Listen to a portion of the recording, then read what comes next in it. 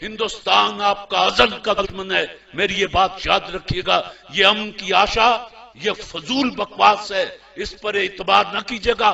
اگر ہندوستان نے دوست بننا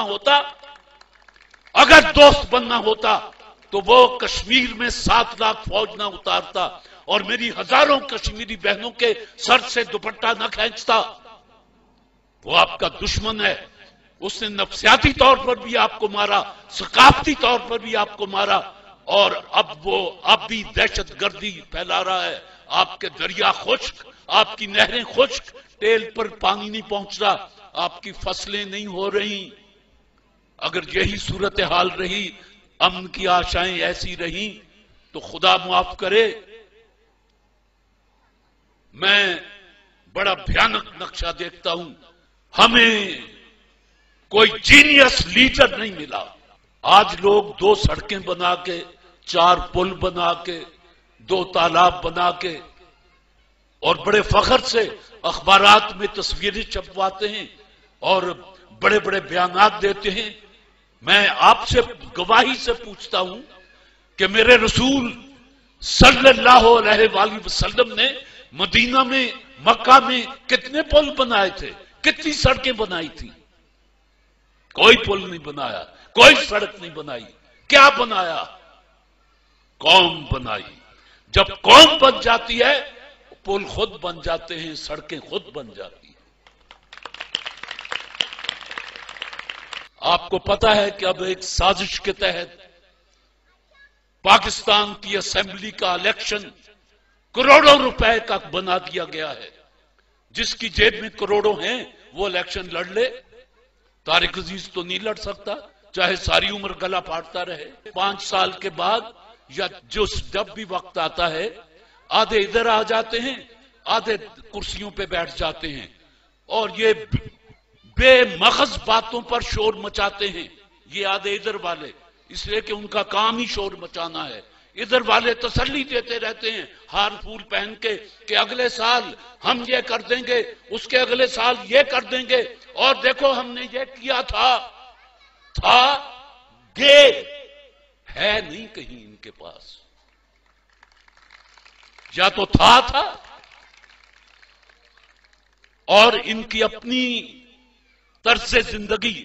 ہائے آج عطا اللہ شاہ بخاری یاد آتا ہے، اس کو جب کہا گیا کہ مسلم لیگ میں آ، اس نے ایک بات کہی، اور درویش کی بات کتنی سچی تھی۔ اس نے کہا جو لوگ اپنی یہ 2.5 من کی لاش پر اسلام نافذ نہیں کر سکتے، وہ یہ 15 کروڑ انسانوں پر اسلام نافذ کریں گے۔ یہ عطا اللہ شاہ بخاری مرحوم ملتان میں آسودہ خاک ہیں، یہ ان کا کہا ہوا فکرہ ہے۔ میرے رسول صلی اللہ علیہ وآلہ وسلم نے ایک ارشاد فرمایا تھا، یہ حدیث نبوی ہے کہ دیکھو اپنے درمیان طبقات پیدا نہ ہونے دینا ورنہ تباہ ہو جاؤ گے۔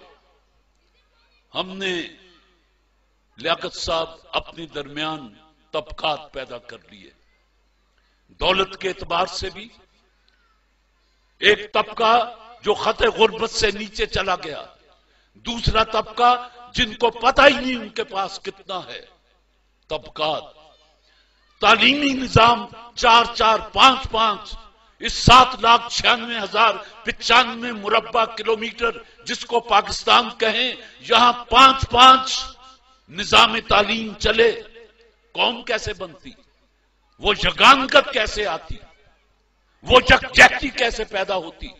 غریب کا بچہ تپڑوں والے سکول میں اور اس کو ڈیل کرنے والے قصائیوں جیسے چہرے والے ماسٹر، اور بعض ایچسن میں، برن ہال میں، جی سی میں، اور ادھر اسلامیہ سکول، ادھر مولوی بیٹھا صرف قرآن اور حدیث ناظرہ پڑھا رہا ہے، ترجمہ نہیں بتا رہا، اس کو خود نہیں آتا۔ یہ زبان سے لا الہ کہہ دینا، اقبال کہتا ہے کچھ نہیں، دل و نگاہ مسلمان نہیں تو کچھ بھی نہیں۔ تو جن کو پتہ ہی نہیں وہ کیا پڑھ رہے ہیں، تو اس سے زیادہ قرآن کی بے حرمتی آپ اور کیا کر سکتے ہیں کہ 5 وقت پڑھتے ہیں، کوئی پوچھے کیا پڑھ کے آیا ہے، آپ کہیں کہ یار قرآن پڑھ کے آیا ہوں. کیا پڑھا؟ قرآن. بے کیا سمجھا؟ کیا پایا؟ ثواب. اس میں لکھا ہوا کیا ہے؟ اللہ جانے. جیدی کتاب ہے وہ تو جانتا ہی ہے، اللہ جانے. لیکن میں ایک غلط فہمی آپ کے ذہن سے نکال دوں کہ دنیا کے جدید علوم میں سے صرف 30% علوم ایسے ہیں جن کی وارث انگریزی زبان ہے. ایشیا کا کوئی ملک ایسا نہیں جس کی قومی زبان انگریزی ہو، لیکن 30% علوم ایسے ہیں جو انگریزی زبان میں ہیں، باقی جرمنی میں ہیں، فرینچ میں ہیں، چائنیز میں ہیں. آپ جرمنی میں جا کے انگریزی بولیں، وہ آپ کا منہ دیکھنے لگتا ہے جیسے ہمارا چک سینتی کا بندہ ایسے بندے افسر کا منہ دیکھے جو انگریزی بول رہا ہو، وہ اہم کر کے دیکھتا ہے کہ بول رہے ہیں. پتہ چلا کہ ابتدائی تعلیم بچے کو اس کی مادری زبان میں دی جانی چاہیے. یہ یو این او کا تھیسس ہے، میرا نہیں. علم مومن کی گم شدہ میراث ہے. لیکن ایک بات کہہ دوں، اپنی زبانوں کے کو چھوڑ کر دوسری زبانوں کو اختیار کرنا یہ شاید زیادہ صحت مند نظریہ نہ ہو. آپ نظریاتی قوم ہیں، آپ کے لیے کوئی سرحد نہیں ہے. جہاں آپ نے زمین پہ پیشانی رکھ دی وہی مسجد بن گئی. جہاں آپ نے لا الہ الا اللہ محمد رسول اللہ کہہ دیا، وہ دنیا. ایک بچی نے کہا تھا کہ پہلا مسلمان کون تھا؟ پاکستان اس دن ہی بن گیا تھا جس دن ہندوستان میں پہلا شخص مسلمان ہوا تھا.